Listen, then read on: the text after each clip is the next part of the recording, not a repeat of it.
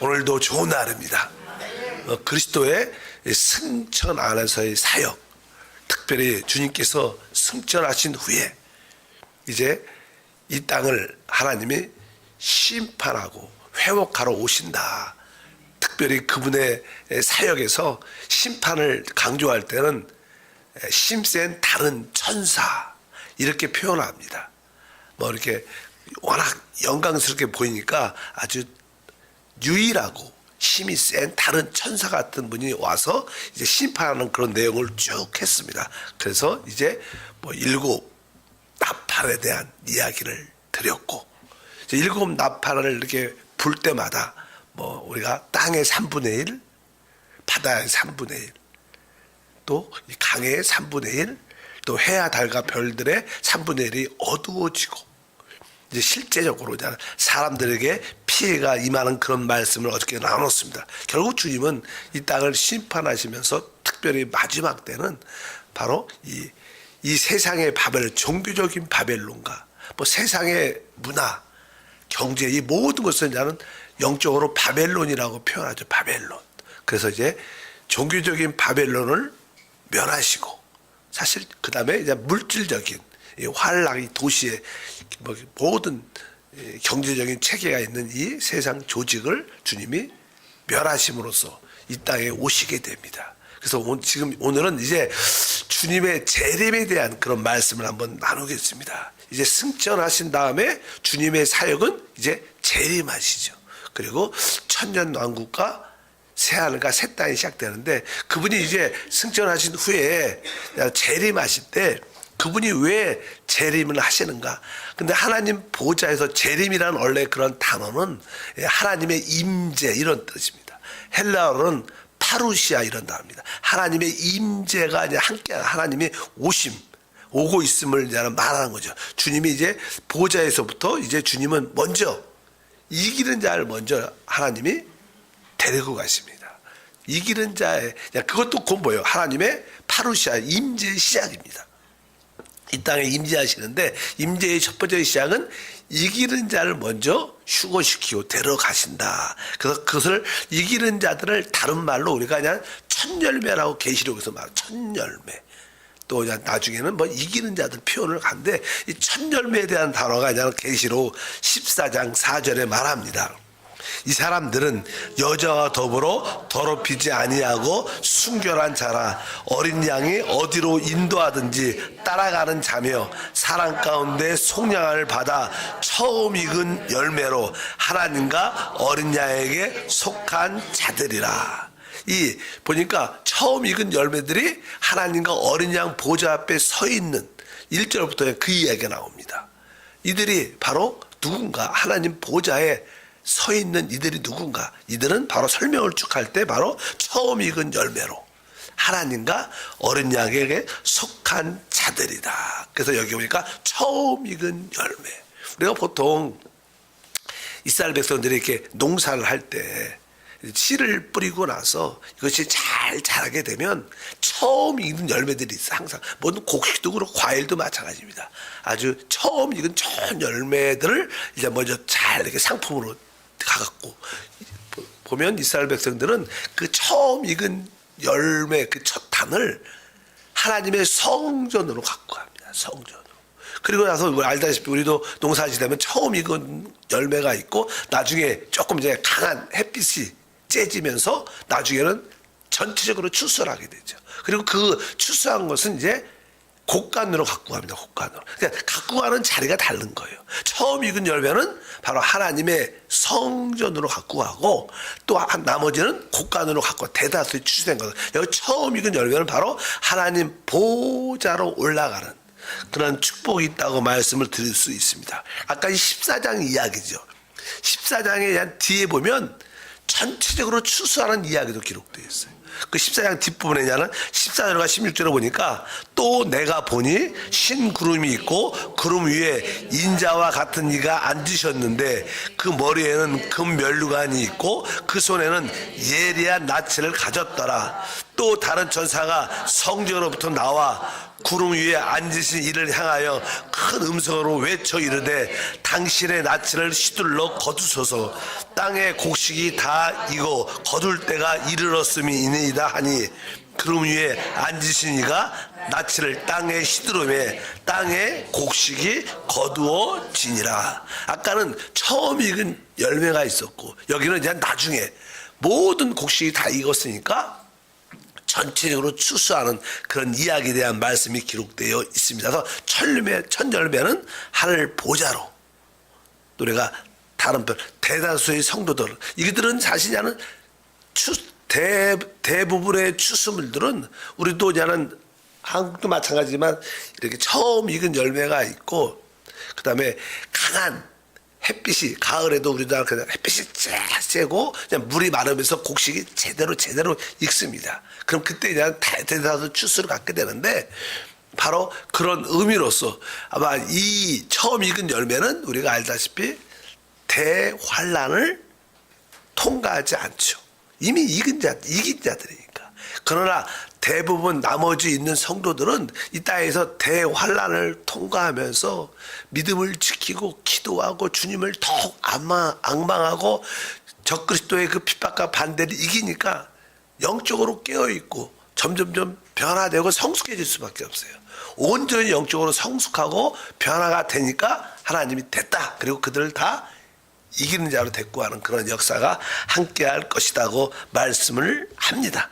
그래서 항상 성경에 보면 우리가 이 땅에 지금 사는 시대도요, 이 세대를 본받지 말라고 말씀하는데 우리가 이 세상의 흐름, 유행을 이기기가 쉽지 않습니다. 뭐 정치적인 상황, 경제적인 교육, 뭐 우리 부모님들, 자녀를 갖고 있는 부모님들도 이 세상에 기본적인 교육 제도가 있어요. 이런 세상에 속한 치맛바람에 그런 교육 제도가 있는데 그것을 이기기가 쉽지가 않아.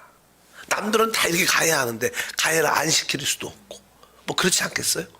그 쉽지 않습니다. 그렇다고 우리가 세상에 흘러가는 그 제대로 흐름대로 가면 사실 우리의 신앙은 어떻게 보면 영적으로 낙오되는 거죠. 낙오되는 거. 그럼 우리는 그런 것을 이겨야 이기는 자가 될 수 있다는 것을 분명히 아시길 바랍니다. 그래서 마태복음 24장 39절에서 41절에 보니까 홍수가 나서 그들을 다 멸하기까지 깨닫지 못하였으니 인자의 임함도 이와 같으리라. 그때 두 사람이 밭에 있음에 한 사람은 데려가고 한 사람은 버려둠을 당할 것이요 두 여자가 맷돌질하고 있음에 한 사람은 데려가고 한 사람은 버려둠을 당할 것이니라. 여기에 보면 보통 구원받은 사람이 함께 있는데 한 사람은 데려감을 당한다. 이 사람은 사실 대부분 뭐예요? 이기는 자들입니다. 처음 익은 열매니까 하나님이 그들을 데려가죠. 왜냐하면 이 주님이 오실 때 첫 번째 오실 때 이기는 자를 데려갈 때는 도둑같이 오신다 그랬어요. 그러니까 도둑이 왜 와요? 진짜 보물을 가지러 오는 것처럼 하나님은 하나님 볼 때 진짜 이기는 자들은 보물 같은 존재입니다. 그래서 아주 비밀스럽게 오셔갖고 그들을 먼저 데려가죠.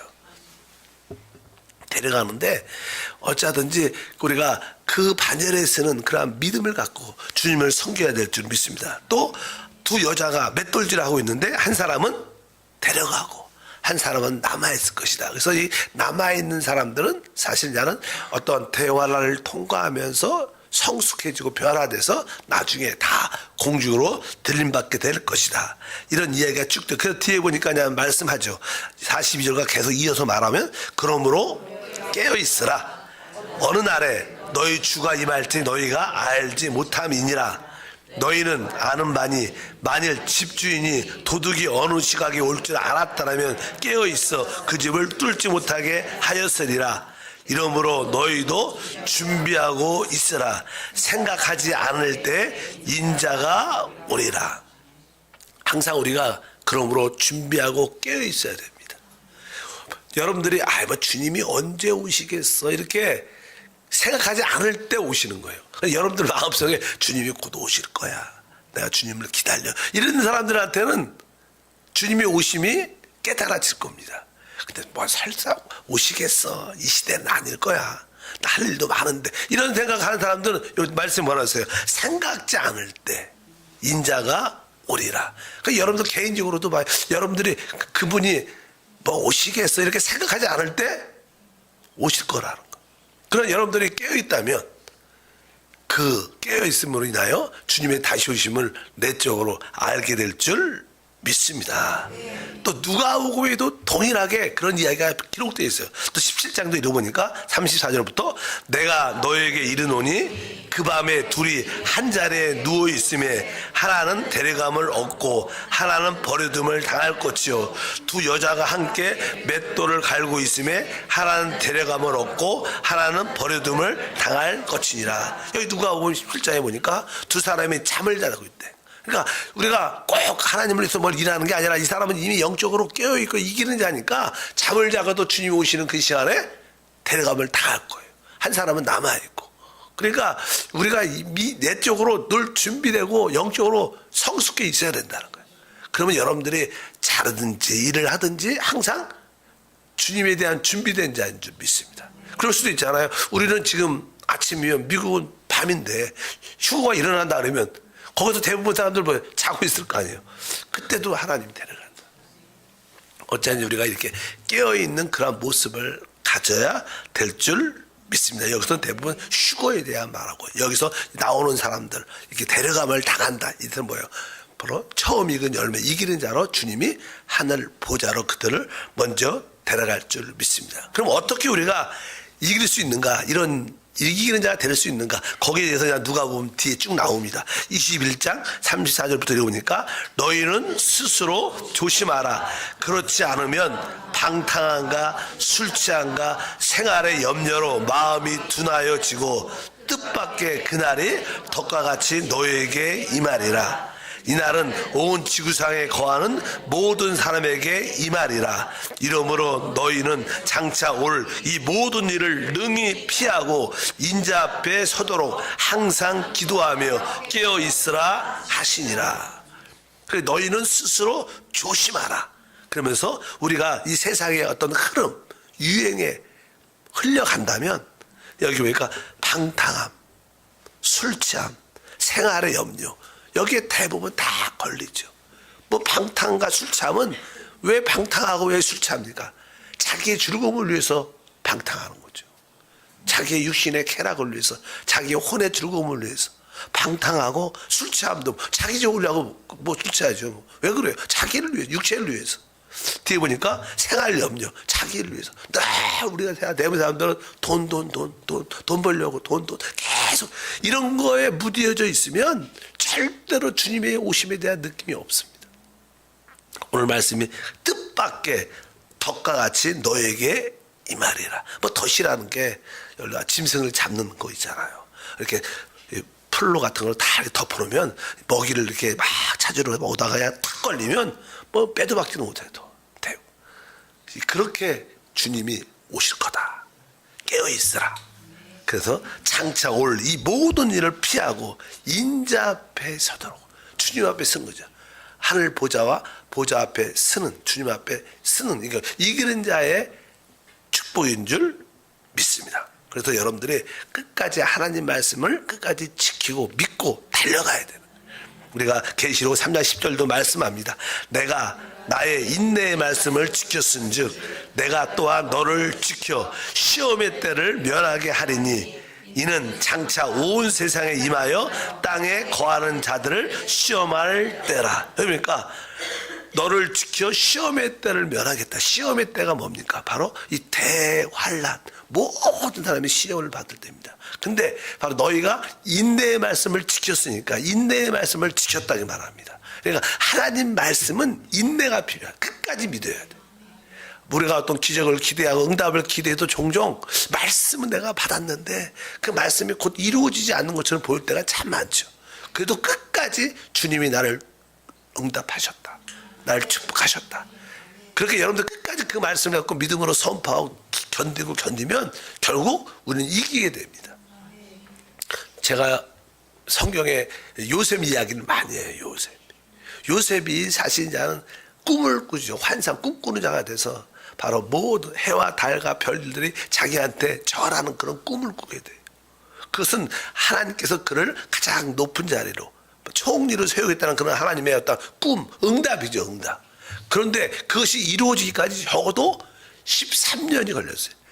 늘 그래서 요셉은 꿈꾸는 자입니다. 그가 결국 형들한테 팔리고 또 이렇게 그 보디발 아내한테 모함을 받고 또 정치범 감옥에 오랫동안 갇혀 있고 또 거기서도 내가 밖에 나가면 너 금방 풀어줄게 어떤 그 장관이 말도 했는데 뭐 한번 나가더니 소식도 없어.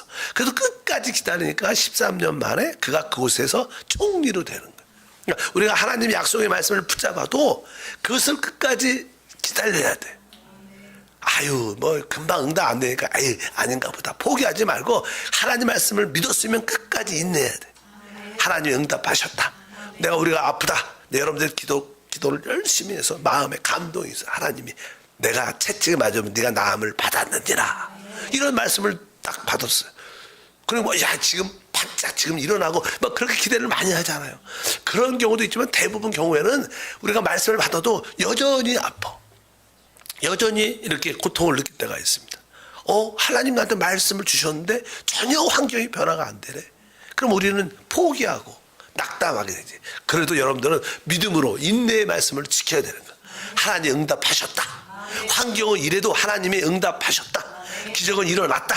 나는 회복되었다. 계속 끝까지 믿음으로 계속 감사하고 나가면 어느 순간에 그 믿음이 모든 환경을 변화시키는 역사가 있다. 그래서 하나님의 모든 말씀은 뭐예요? 인내의 말씀. 인내의 말씀을 지켰은즉 한번 따라할까요? 인내의 말씀을 지켰은즉. 그러니까 여러분들이 하나님의 말씀을 받고 하나님의 말씀을 은혜 받으면 끝까지 붙잡고 있어야 돼. 결국 그 말씀은 알다시피 그 생명의 말씀은 결국 자라서 우리에게 열매와 축복을 주시는 줄 믿습니다. 어떻게 보면 이 말씀에 이런 뜻도 있어요. 인내의 말씀을 지키지 않으면 예를 들어서 주님의 재림에 대한 말씀도 하나님 말씀이죠. 곧 오겠다. 주님 얼마나 말씀하셔요. 근데 대부분 사람들은 안 믿어. 우리는 뭐 이 말씀을 끝까지 어떻게 믿어야 되는 거예요. 곧 오신다. 깨어있으라. 방탕한가 술 취한가 생활의 염려로 너무 붙잡혀 있지 말라. 주님의 다시 오신 주님과 함께함을 믿어라. 이것도 뭐예요? 우리가 그 말씀을 붙잡아야 돼. 그러면 시험의 때를 면하게 될 겁니다. 그렇다면 다른 말로 여러분들이 하나님의 인내의 말씀을 지키지 않으면 어떻게 돼요? 우리가 대환란에 남아있는다는 뜻이에요. 이렇게도 설명이 되죠. 그러니까 우리가 인내의 말씀을 지키지 않으면 우리는 대환란에 남아있다. 이런 뜻도 다 포함되어 있는 거예요. 인내의 말씀을 지킨 자는 시험의 때를 면하게 됐지만 인내의 말씀을 우리가 지키지 못하면 우리는 시험의 때를 다 체험하고 통과할 거야. 뭐 좋은 경험은 아니겠죠. 좋은 경험이 절대로 아닙니다. 그러니까 오늘 말씀에 기록되어 있어 이 지구상에서 진짜 온 세상에 임하여 땅에 거하를 시험할 때다고 말씀한 줄 믿습니다. 그러면 이제 아까 처음 익은 열매 이기는 자들은 먼저 하늘 보좌로 주님 앞으로 우리가 하나님께 들림 받습니다. 휴거가 됩니다. 그러면 대다수 성도 이기지 못한 성도들은 어떻게 될 것인가?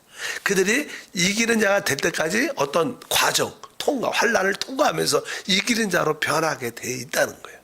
근데 그녀는 대다수 성도들은 어떻게 될 것인가 이렇게 말씀합니다. 그 이야기는 사실 데살로니가전서 4장 16절 17절에 기록되어 있습니다. 읽어보니까 주께서 호령과 천사장의 소리와 하나님의 나팔 소리로 친히 하늘로부터 강림하시리니 그리스도 안에서 죽은 자들이 먼저 일어나고 그 후에 우리 살아남은 자들도 그들과 함께 구름 속으로 끌어올려 공중에서 주를 영접하게 하시리니 그리하여 우리가 항상 주와 함께 있으리라. 여기 보면 여기에서 나오는 사람들은 여기 뒤에 보니까 이제 그 후에 우리의 살아남은 자들도 그들과 함께 얼루요 구름 속으로 끌어올려 어디에서 주를 영접해요?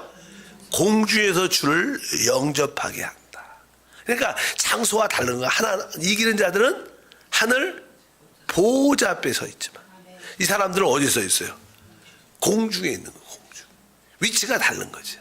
그래서 이제 대부분 이제 이 사건은 남아 있는 성도들을 이기지 못한 성도들은 이 대환란을 통과하면서 영적으로 성숙하고 변화되고 아주 신앙이 단단해지면서 그 마지막 대환란 끝 무렵에 이들이 다 휴거가 됩니다. 다 익었으니까 주님이 추수하죠. 그래서 공중으로 이렇게 데리고 올라간다. 이런 뜻으로 설명을 하면 보통 사람들은 이제 이런 말씀을 우리 하나님께로 휴거된다 이런 생각을 많이 하지만 말씀을 자세히 보면 위치가 다른 거예요. 아까는 하나님과 어린 양의 보좌 앞에 서 있는 거고 여기는 공중으로. 아까 말씀드렸죠. 구약의 이스라엘 백성들이 첫 열매는 하나님의 성전으로 갖고 가요. 대다수의 추수 열매는 곡간으로 곡간에 갖다 놓죠. 그러니까 차이가 있다. 그래서 여기에 대부분 이기지 못한 먼저 휴거되지 못한 사람들은 바로 공중에서 주 앞에 서게 될 것이다 이렇게 말씀합니다. 그래서 아까 그 이야기하고 맥락이 같으죠. 아까 길지만 14장 16절에 전체적인 추수에 대한 이야기. 또 내가 보니 흰구름이 있고 구름 위에 인자와 같은 이가 앉으셨는데 그 머리에는 금면류관이 있고 그 손에는 예리한 낫을 가졌더라. 또 다른 천사가 성전으로부터 구름 위에 앉으신 이를 향하여 큰 음성으로 외쳐 이르되 당신의 낫을 시들러 거두소. 땅의 곡식이 다 익어 거둘 때가 이르렀음이나 하니 구름 위에 앉으신 이가 낫을 땅에 시들으매 땅의 곡식이 거두어지니라. 그래서 마지막 때 이제 대다수 성도들을 다 하나님께서 공중으로 휴거시키는. 아마 그 중에 어떤 사람들은 순교를 많이 할 거예요. 대환란 가운데 많은 사람이 죽지요. 그러니까 666이라는 짐승의 표를 받지 않고 그러면 일반적인 이 사회생활을 할 수가 없습니다. 왜? 물건을 살 수도 없는데. 그러니까 어떻게? 독자적으로 농사를 져서 먹든지. 그래서 미국 같은 경우에는 얘기를 들어보면 미국 같은 경우에는 좀 신실한 사람들 또 그런 사람들은 매매를 하지 못하게 된다는 그런 말씀을 믿는 사람들은 나름대로 비상식량을 많이 준비한다는 거예요. 그래서 아마 도시에서 생활하기 쉽지 않을 거예요. 도시에서. 막 이럴 때가 적그리스도가 통제하는 시대가 올 때 우리가 짐승의 표를 이 전체적인 이 통제 시스템에 따르지 않으면 이 도시에서 살기는 거의 어려울 것 같고 학교를 가겠어요? 직장에 가겠어요? 어디를 가겠어요? 갈 데가 없어요. 그러니까 아마 또 산속에 가서 독자적으로 좀 이렇게 공동체 생활을 우리가 주님 오실 때까지 그냥 우리가 믿음으로 버티자. 우리가 땅을 파고 우리가 심고 아마 그렇게 할 거라고 생각하는 사람도 많아요. 그래갖고 좀 이단들이 공동체를 모아갖고 산으로 다 와서 살고 막 그런 이상한 일도 많이 하자. 근데 이게 그런 전 주님 재림과 다른 거지만 일단은 그런 통제 시스템이 이루어질 때 일반적인 도시에 살기는 그게 쉽지 않을 것 같아요. 대부분 우리가 그것이 통제 시스템이 우리가 짐승표 같은 걸 이렇게 받게 될 때 그것이 우리에게 아주 좋게 다가오죠. 나쁘게 다가오지 않잖아요. 노인들이 혹시 아프면 빨리빨리 그들의 상태도 알아야 되고 노인과 또 어린이 보호를 위해서 또 강도나 도둑으로부터 우리 재산을 지키기 위해서 그런 시스템을 다 해야 된다. 그래갖고 좋은 의미로 시작하지만 결국 모든 그런 시스템의 통제 안에 있을 수밖에 없는 시스템이 되니까 그냥 살기 쉽지 않을 겁니다. 아마 교회도 그럴 거예요. 교회도 지금은 안 그러지만 교회도 앞으로는 다 요즘에 보면 다 신용카드로 헌금을 해요. 어떤 교회는 진짜로 이렇게 광고 시간에 QR코드가 딱 떠. 그러니까 자기 핸드폰을 쭉 대면 그런 교회도 있죠. 왜냐하면 우리 여의도 같은 경우에도 예배가 있잖아. 예배가 일반 성도들 예배와 청년 예배들은 다들 현금을 거의 안 갖고 다녀요. 청년들이. 그러니까 청년 예배들 이 카리스마 그 친구들은 예배 때 헌금이 별로 줄은 거야. 왜? 헌금을 안 갖고 돈을 안 갖고 다니니까 직접 내는 게 별로 없는 거야.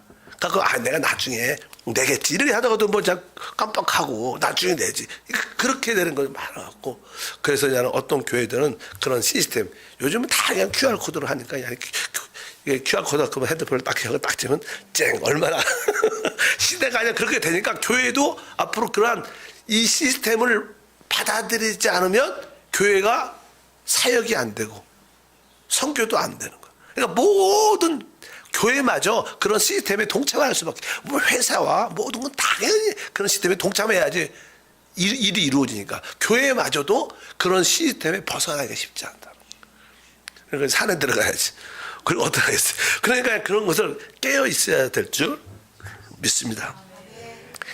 이긴 자가 돼서 먼저 가시기를 바랍니다. 그게 우리의 믿음의 하나의 목표가 될 줄 믿습니다. 그래서 이제 주님은 이제 그 대환란이 통과하고 마지막 때 다 공중으로 성도들을 데리고 가죠. 그리고 또 심판대 앞에 이제는 쓰게 되죠. 거기서 이제는 상급 심판을 받게 됩니다. 상급 심판. 이제 성경은 거기에 대해서 이렇게 말하죠. 고린도후서 5장 10절에 이는 우리가 다 반드시 그리스도의 심판대 앞에 나타나게 되어 각각 선악간에 그 몸으로 행한 것을 따라 받으려 함이라. 그러니까 우리 모두는 다 바로 그 공중이 그리스도의 심판대가 돼서 모든 자들이 다 그 심판대 앞에 서게 돼서 이제 충성되고 이기는 자가 된 사람들은 상을 받는 거예요.